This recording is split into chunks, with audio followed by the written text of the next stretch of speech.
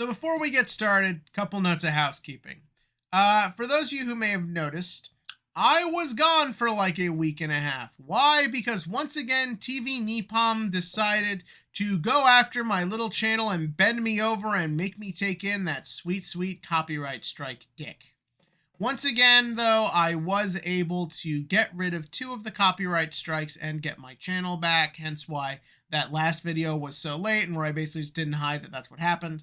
But I could not get the 3rd off. YouTube will not budge on letting me have back Yu-Gi-Oh! Arc 5 Rewrite Part 4. Even though there's like dozens of other YouTube channels where people just basically read off fan fiction and pretty much just to keep getting away with it. But nope, it didn't matter how many times I phrased my argument for why this is okay. YouTube was like, nah, fuck you. So because of this and because I don't want the channel getting removed, I have come to the conclusion that I am going to remove the Yu-Gi-Oh! Arc 5 rewrite videos. As much as I really loved how those turned out and I really liked making them and I love the comments on them, I can't really do much if I don't have a channel. So for now, those will be gone till I can figure out some way for YouTube to let me do a thing I am technically legally allowed to do. But yeah, that is that. Moving on. This video will not really touch on Yu-Gi-Oh! Go Rush episode 62, except I do want to say that, as weird as it was to have the cat guy back, even though, yeah, again, obviously everyone's turned into cats, as weird as that was, the sort of making you kind of wonder why this guy instead of a main character made Luke's reemergence feel all the more like special, and to sort of hear and like see that just how lost he is without Yuga in his life, how just lonely and sad he is without him, I think is actually really poignant and comes off very well. Also the idea that Luke is the descendant of a ice-powered galactic dictator is so funny to me.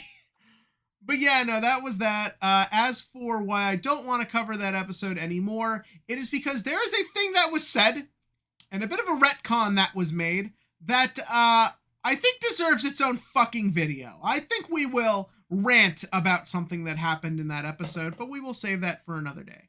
For right now, we are simply here to talk about Yu-Gi-Oh! Go Rush episodes 63 and 64, essentially the conclusion of the Udius Fights Racism arc, as I will formally refer to it as.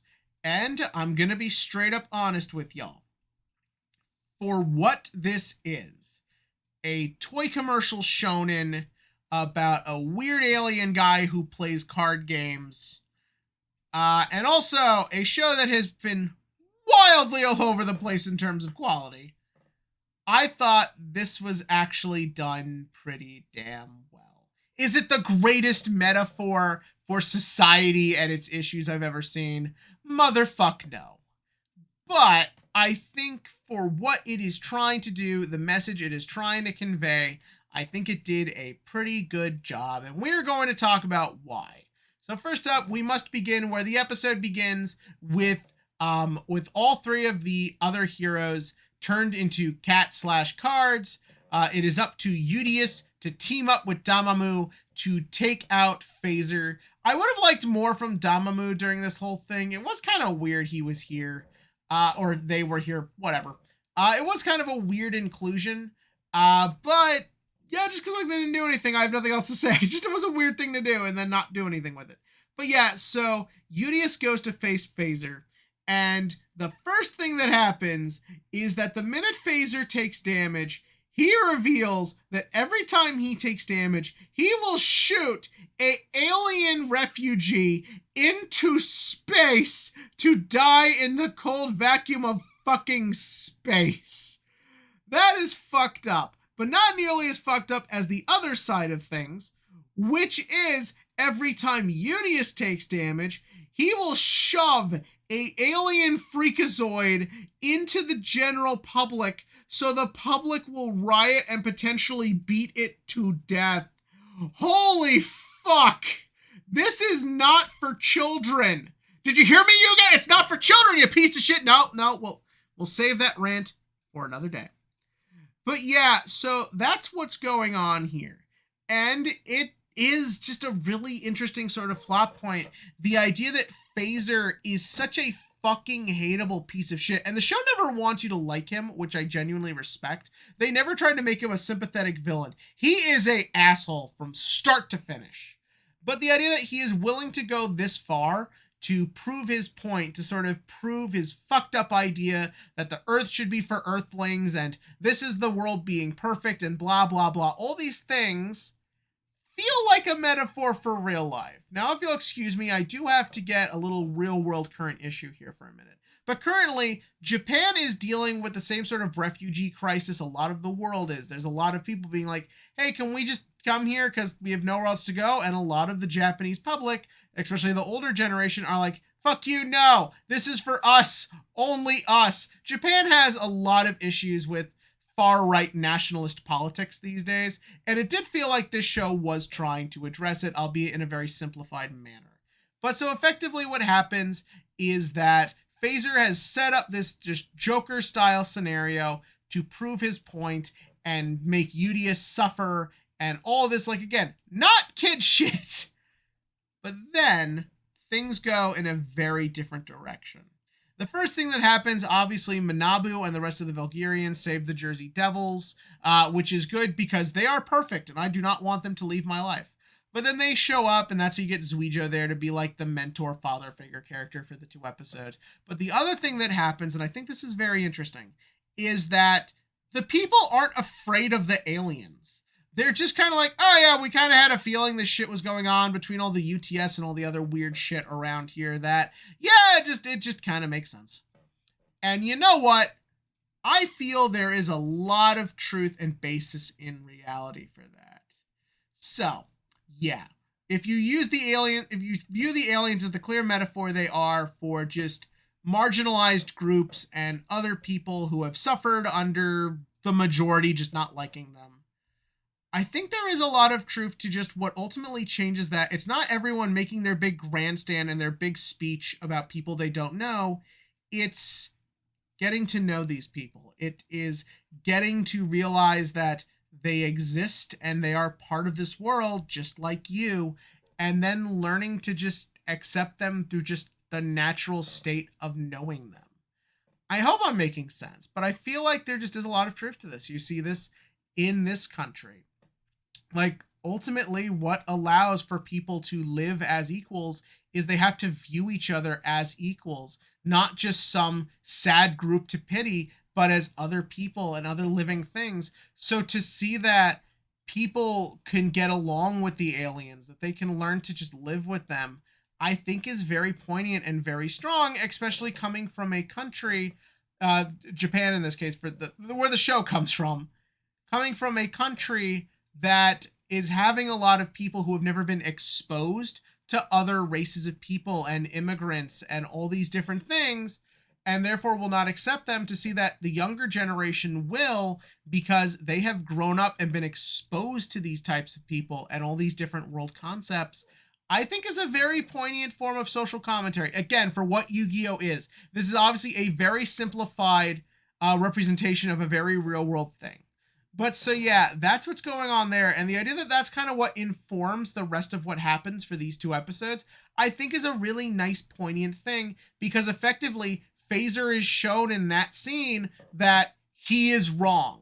Not just the fact that he is morally wrong, but his idea that the world is deep down like him, that he is like the majority of people, that they are racist and just as bigoted as he is. And to basically see that they're not when allowed the chance to be, I think is a really good, poignant metaphor. And it's done really nicely. And then from there, he turns into a big fucking dragon and goes on a rampage. And I kind of like the idea also, especially as an American, where I see this literally just every fucking day, of a descendant of an immigrant being like, fuck immigrants. As a white person, I see this a lot. But yeah, that was really just kind of crazy, but in the way only Yu-Gi-Oh! Can be. Then we learned that they are descendants of dragons, and that the whole reason MIK happened and all this crazy shit happened was because Phaser and his brother were afraid of the aliens, and he was going to keep them in check and make sure they would not hurt him. And why would they hurt him? Because he thinks they're different, so therefore they're scary. Again, if you couldn't fucking tell that this show was getting political, you need to pay attention. But yeah, so then he turns into a weird dragon man so they can finish the duel. The Dragon Man design, I don't hate necessarily, but I don't overtly like it. I feel like it kind of went from genuinely kind of intimidating to just kind of goofy from shot to shot, and I couldn't tell what it was going for. Let's be real here. The best weird monster people playing Yu-Gi-Oh! Designs were Yubel and the Baryons. There is no getting around this. But yeah, so then Udius, in order to beat Phaser, needs to resolve his arc. I quite like this fucker running out of time. But effectively, Udius has spent this entire arc blaming himself and beating himself up for everything that happened. Rather, it's Yuhi's depression, Yuamu's need to sort of keep everyone safe, the general state of the world around him. He's been beating himself up for this. And to see that the only way for him to win is for Zuijo to see, like, just like me, you have to let your baggage go. You have to stop being mad with yourself. Whether there's any truth to it or not, at this point is irrelevant. If you want to move forward, if you want to be stronger and make a better life for you and your friends, you have to be the one to just let it all go and just focus on what's important. And in doing so, Udius was able to see that his friends trusted him.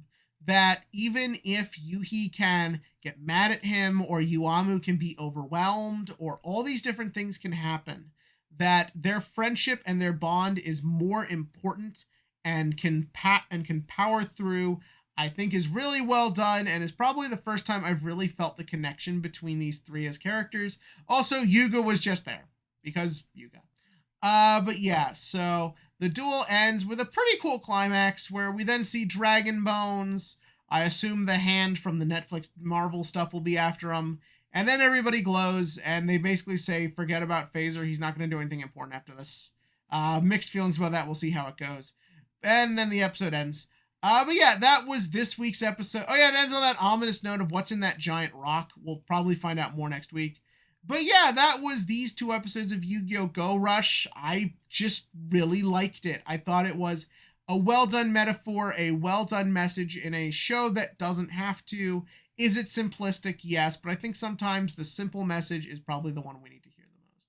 But that was my thoughts on this episode. What did you think about that in the comment section below? If you want to get mad at me getting a little political and talking about current events this episode, look, even if you disagree with me, I kind of have to. If the show's going to do it, it's kind of my job. But yeah, that was all that. As for the TCG question of the week, Battles of Legend was last week. This is always known for being one of the most year-defining sets, and also always comes out right before Nationals, making picking stuff up for it sometimes very hard. I think the first one even came out the week of Nats. So my question to you is, are you okay with this? Do you like the fact we have this product right by the end that has been known for giving us game-changing reprints like the fucking adventure package, which we needed ages ago? So do you like Battles of Legend? Are you okay with this? Do you like we're getting quarter century rares in this? Or would you have liked just the more standard set?